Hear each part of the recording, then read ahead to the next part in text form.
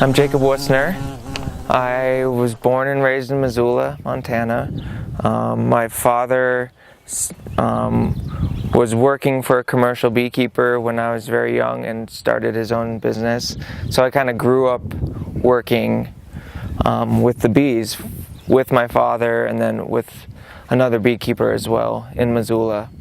And it was on a scale that it kept the beekeepers busy pretty much year-round, except for the winter when the bees were dormant and they just did shop work and stuff like that and went ice fishing. But I went to college in Northland College for the majority of my career, and that's in Ashland, Wisconsin. I studied environmental studies, mostly with emphasis in public policy. I came back to Missoula and continued working for my father, and then with my brother started Wussner Brothers Honey 2011, and then a couple years later I kind of handed off Wussner Brothers Honey and started my own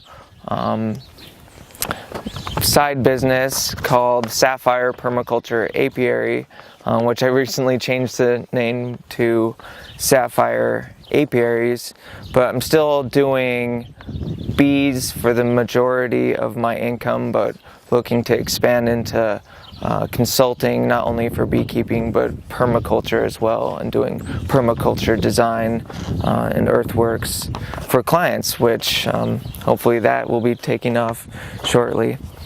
But I started doing these classes because the interest of just the general public in bees is partly responsible for the media coverage of the colony collapse disorder, which still is a huge topic where people debate all different sides of it. We're not going to get into that too much here. We will go over that as well, though. Yeah, my plan is to focus on organic, natural, traditional beekeeping practices that I have learned either from beekeepers I've worked for or through reading on the internet, basically, and trying to find out better ways of doing things.